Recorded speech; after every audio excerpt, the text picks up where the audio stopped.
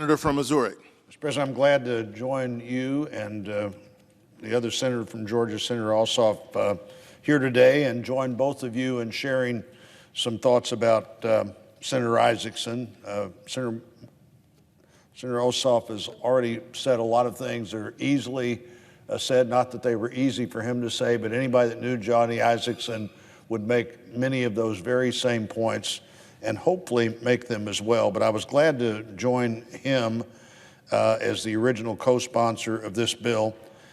Johnny and I served together in the House from 1999 until 2005. I was the majority whip during most of that time, and he was one of the half dozen deputies that were really our key to getting things done. And Johnny Isakson liked to get things done. In 2005, he came over here to be in the Senate and brought that same determination to get things done, to find a place, wherever that place was, where something could happen, and he was a master at making things happen. When I joined him in the Senate in 2011, I was pleased to get a chance to serve alongside him again. He was a fast friend and a friend that you could count on. He knew how to bring people together. He did view, as Senator Ossoff said, people as his current friends or people who, the only reason they weren't his friends is they hadn't become his friends yet.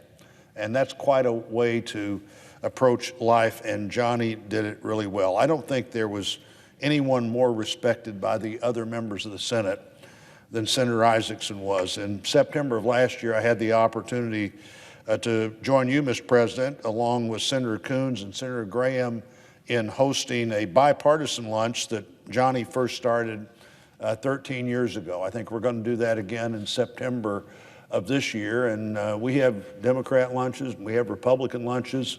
The Johnny Isakson lunch every year was the bipartisan lunch. And I think that's a great tradition to at least one more time do in honor of his service here and his friendship. He understood the value of sitting down over a cup of coffee or over a meal, of talking to one another, of finding the things you agree on, and then working together.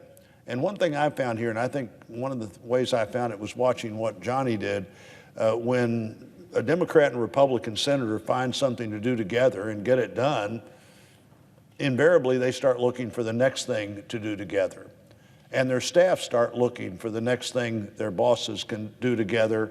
And it is an infectious kind of thing that gets things done. And that was one of the great understandings of the legislative process that Johnny brought to the Senate. I think when Johnny was in the Georgia House, there were a handful of Republicans in the Georgia House when he got there. And told me he got to be minority leader pretty quickly. Maybe it was because he didn't show up in the room that day before they could choose who their leader was going to be. But he understood what it took to bring things together. He liked to help people. He liked to get things done. He especially liked to get things done for his fellow veterans. Now, we are going to approach this veterans issue this week, and I'm sure we're going to get it done. We just had a discussion about veterans and our commitment to veterans. But as chairman of the Veterans Affairs Committee, Johnny really led efforts particularly to increase accountability at the VA, and there was an accountability problem at the VA that Johnny was intent on making sure we got to the bottom of it, to be sure that veterans received the care that they were entitled to and the benefits they had learned, they had earned. Under his leadership, Congress also passed the Mission Act, legislation that gave veterans real and permanent choice in their health care. This is something that particularly younger veterans care about. They want to go to the doctor that they want to go to. They want to go to a doctor close to home, or they want to still have the option, as they would have, to go to a veterans facility or be referred from that facility to another place where their care would be more easily available to them.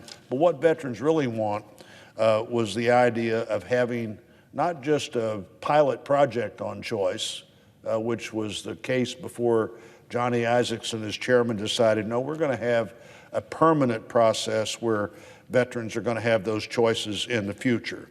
And so here we have just passed legislation designed to really rename, to designate the VA facility in Decatur, Georgia, the Senator Johnny Isakson Department of Veterans Affairs Atlanta Regional Office.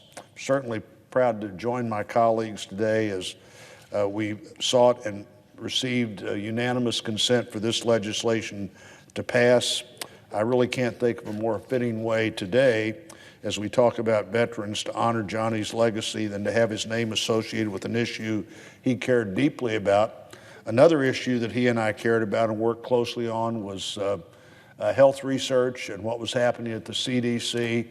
And there'll be a building, the ground's being broken right now, as I understand it, for a building at the CDC headquarters in Atlanta that will also be named for Johnny Isakson. And those are two very fitting areas of focus for what he did for people in Georgia, what he did for veterans in Georgia, what he did for healthcare in Georgia, and what he did for all of those things as it related to the entire United States of America.